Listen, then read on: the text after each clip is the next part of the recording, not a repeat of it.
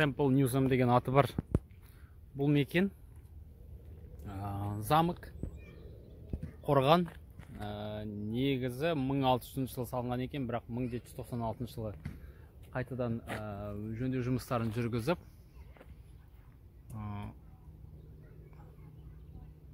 Франсис Шеффорд деген адамның қолдауымен бұл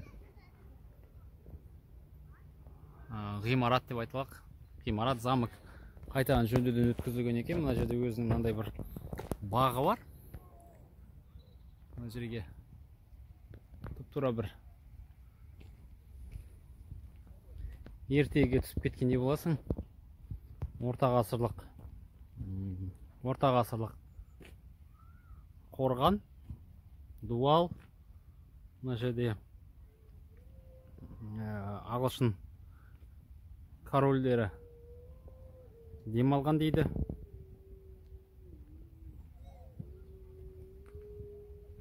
Ортасында мынандай бір не бар екен? Су бұрқақ бар.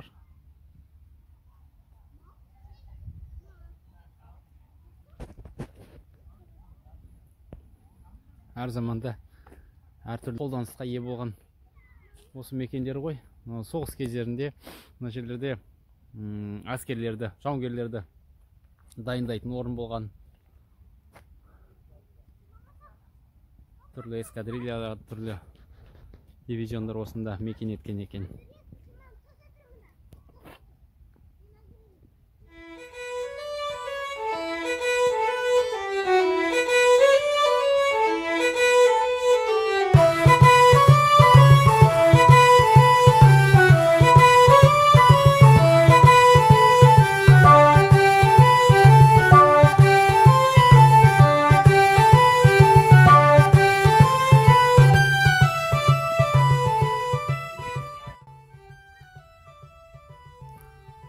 Негізі 1066 жылы салынған Ньюсом деген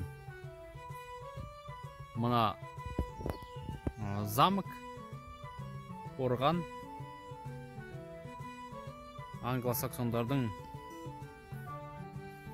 негізі қаланған.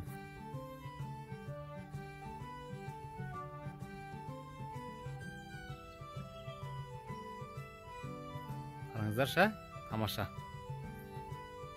Бұндай бір қорғанда, бұндай бір дуалда өмір сүру деген.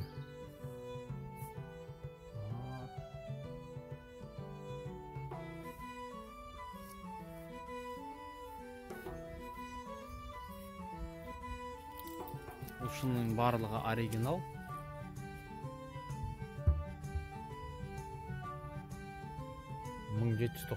жылы. Кейін реновация жасалды ма білмедім, бірақ барлығы кірпіштің барлығы оригинал.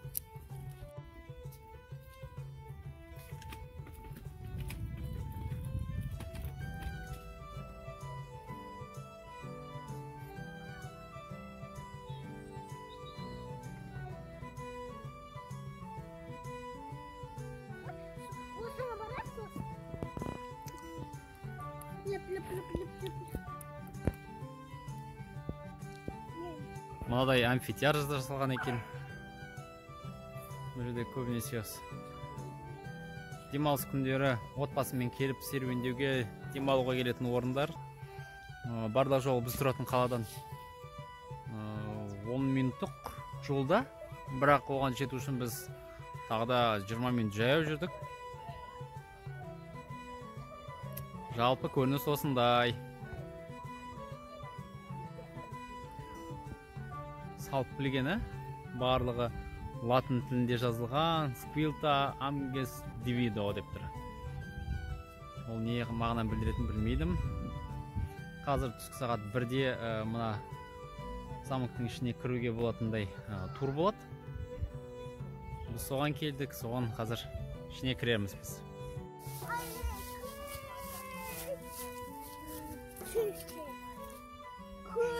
Көп шөп бар ма екен?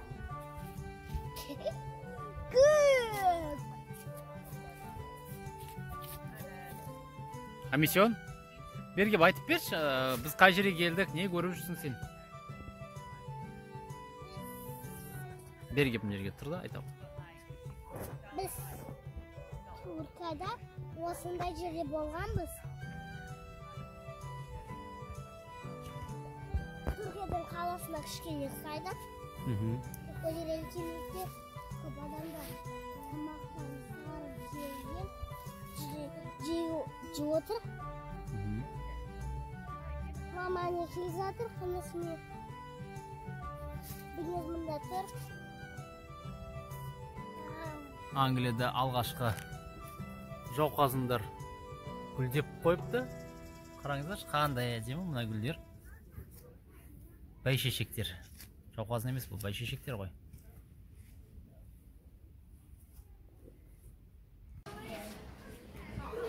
Мынандай бір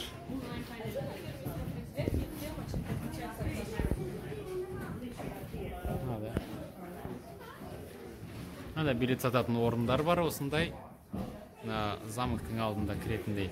Кітаптар сатып тұр.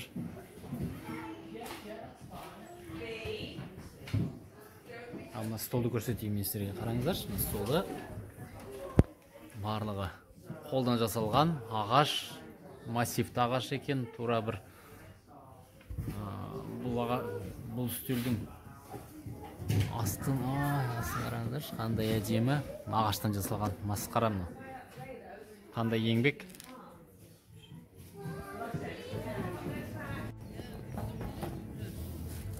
Шимырсақ жеп.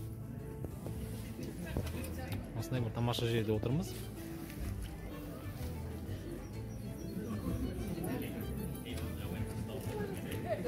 Өте көп иттер жүр.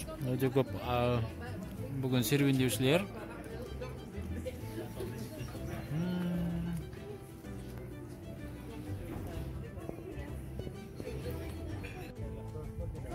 Қараңыздар осындай.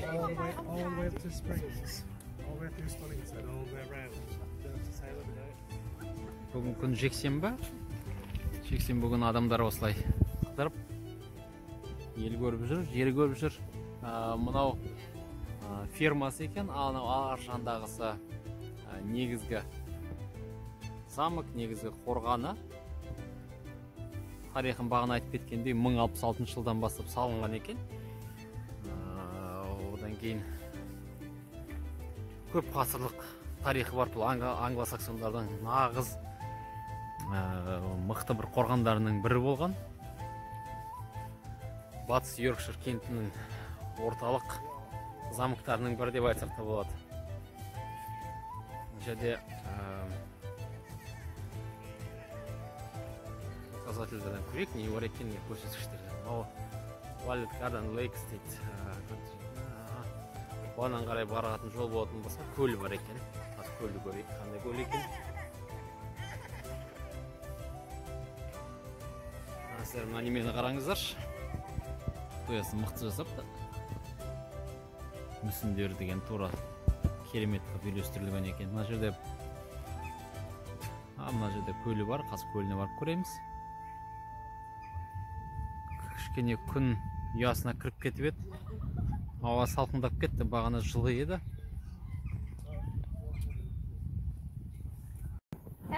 Мына көлдерге қарай баратын жолда осындай орман ағаш бар екен.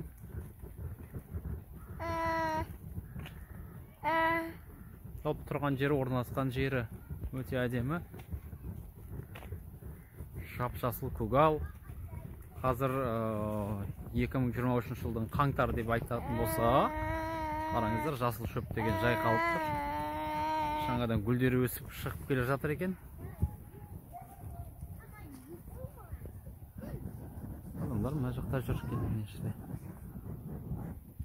Қараңыздар, қандай әдемі. Мынау арнайы мына су тасқыннан қорғап қалу үшін бұл жерлердің барлығын таспен бекіткен.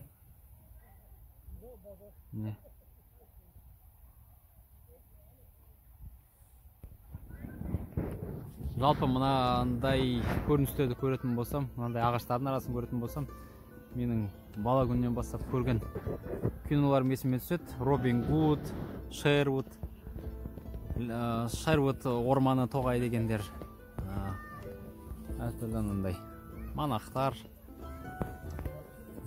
епископтар, соғыс, рыцарьлардың, тамплиерлердің немелері, ұрыстардың барлығы осы жерден есіме түсіп кетеді. Тұнып тұрған тарих. Енді бізде ондай, біз өзіміздің тарихымызды сөйтіп жазып қалдырған жоқпыз. Бұлар сияқты біздікі барлығы ауызбен ауыз екі тілде әңгіме ретінде жазылып қалған әңгіме. Дастандарда қалғандар. Британияда кез келген мынандай орындықты бір адам не болмаса бір отбасылар қаланың және ауылдарының мүлкіне сыйға тартады. Ол қандай құдірет екенін білмеймін. Өздері жасап әкеліп береді ме, әлде бұның ақшасын ғана бере салады ма? Жалпы идеясы жақсы, себебі бұл біраз вандализмнің алдын алады деп айтсам болады. Себебі адамдар өздері жасаған дүниені өздері сындырмайды ғой. Содан кейін ойланып, толғанып,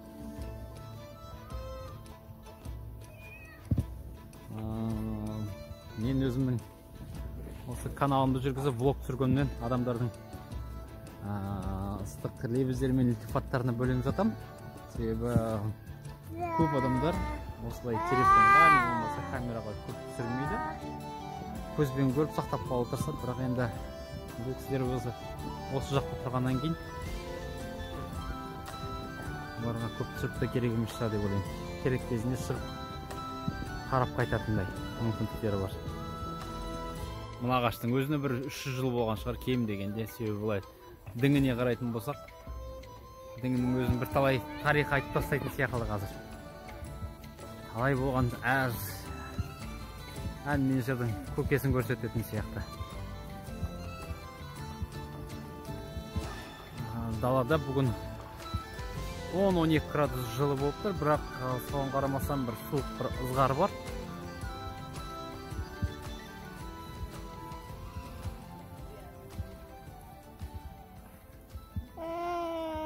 Ағылшындардың өздері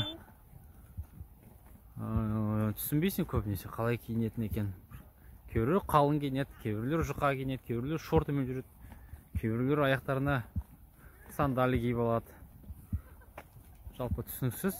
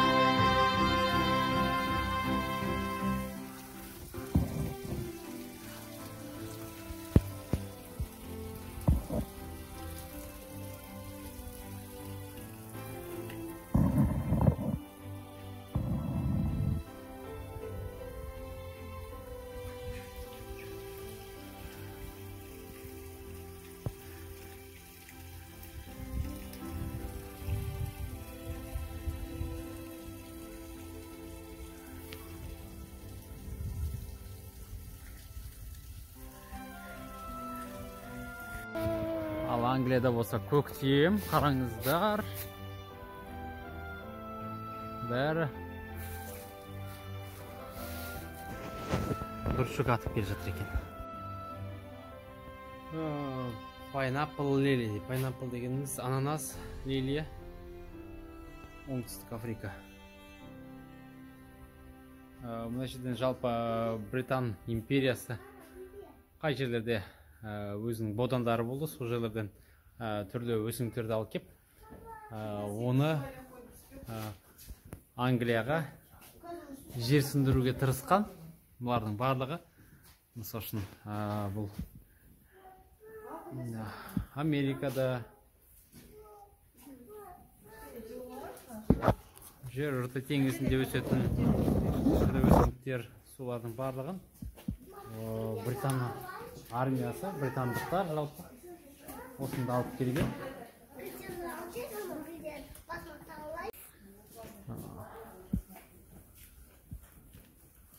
Қараңыздар, мұның барлығы әрқайсысы әртүрлі өсімдік. Бұл теплицаның ішінде жылу өткізілген. Бірақ жалпы өзің тұрған жерде сондай ыңғайлы ық жерде екен.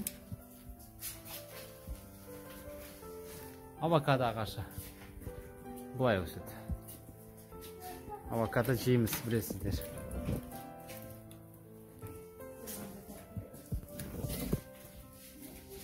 Мынау біздің денежное дерево деп айтатын ұқсайды екен.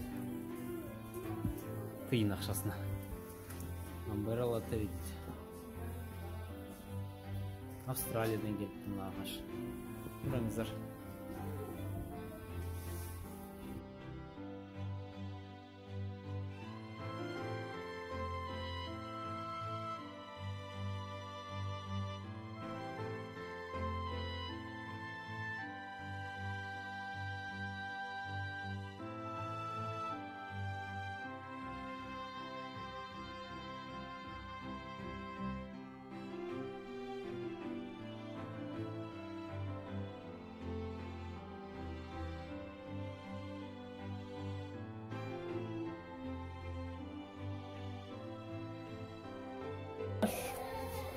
Солтүстік Америкадан келген екен. Жалпы аумағы бұндай.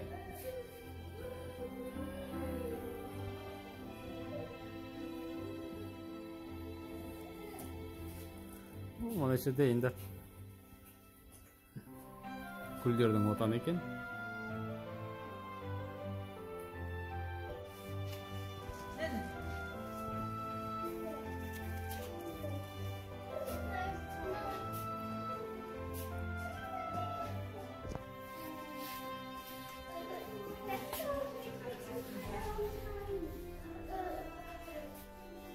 Мына жер мүлдем керемет болатын сияқты, себебі гүлдердің сан алуандығы, өсімдіктердің сан алуандығы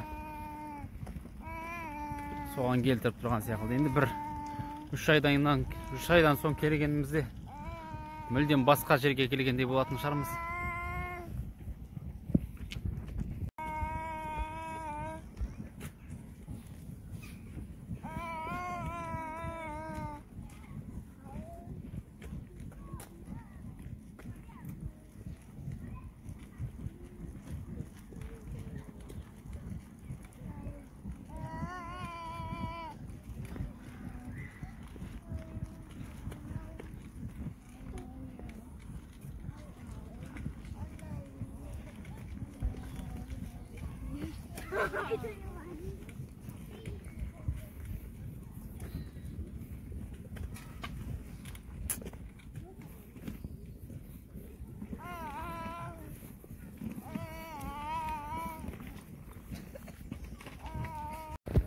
Мынандай осындай ойын алаңдары бар екен.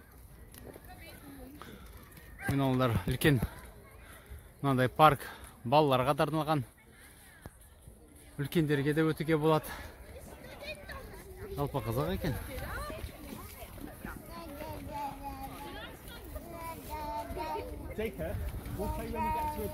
Англияда бұндай дүниелерді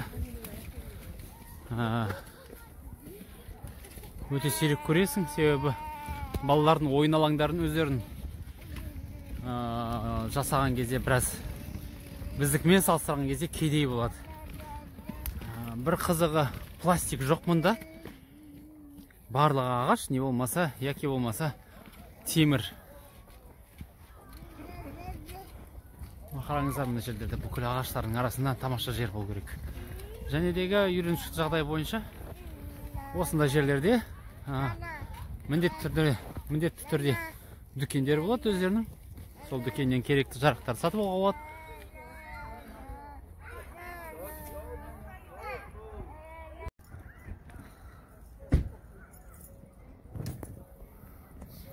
парковка алаңында осындай автокөліктер тұр. Автокөліктер енді біздікінен айырмашылығы бар. Көліктердің 60% жасыл, бұлар электр қуатымен жүретін көліктер. Ал жәнедегі европалық маркалар өте көп.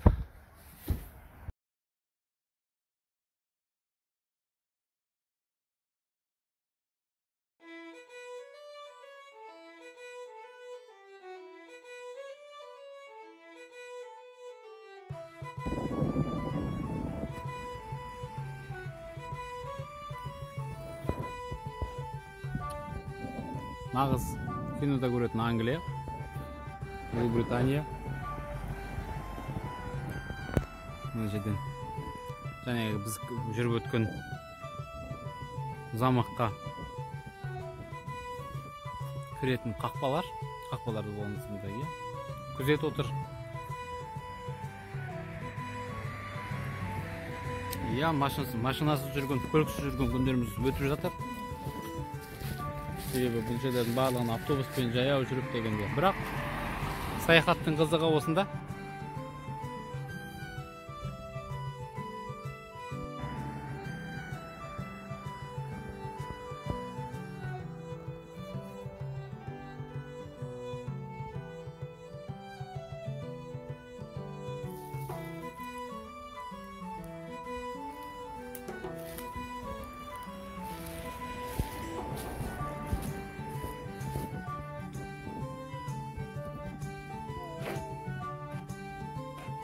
Жап-жасыл бір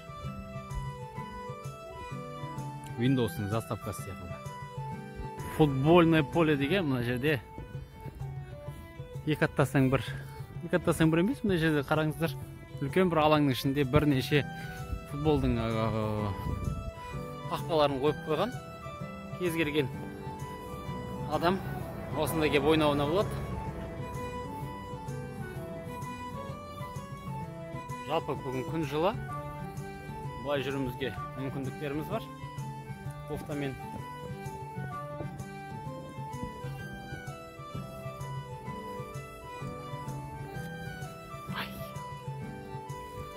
ағылшындардың ауылдары осындай түрде болады. Барлық жоғы бір қабаттық үйлер, нағыз Англия. Ал мен айтатын болсақ, мына біздің Лидстен қаладан барлық жоғы бір 10 шақырым жердегі ауылдар. Астана шетіндегі Мичурина,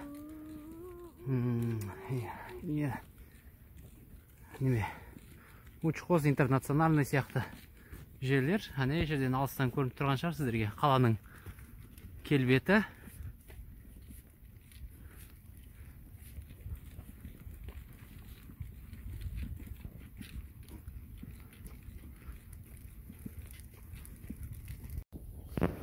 Жалпы Англияның өзінде де ұсақ жоғалып бара жатқан ауылдар бар, бірақ ол ауылдарда бір 100 үйгеден тұратын ауылдар бар.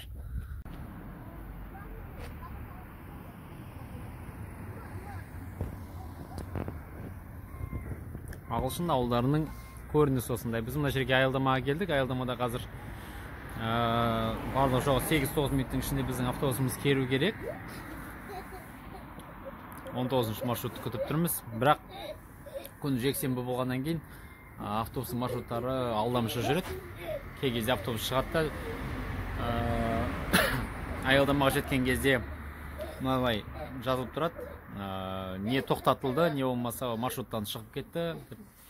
Одан кейін келесі автобусты күтіп тұрасың, ұзақ тұрады. Қараңыздар, мына жерде автобустарда мынандай бағалар көрсетілген. Жалғыз бір билеттің құны 2 фунт максимально. Дейсейвер дейді. Дейсейвер деген бір күндізгі кешке дейін алатын болсаңыз, онда мынандай билеттер болады. Мынандай QR коды болады. Бұл билетпен күндізгі кешке қолдануға болады. Билеттің құны 450 фунт. 450 фунт дегеніміз 2700 мөлшер шамасы. 2700 теңге. бір билеттің құны деп айтайықшы, бір күндізгі кейін жүргенге автобустармен.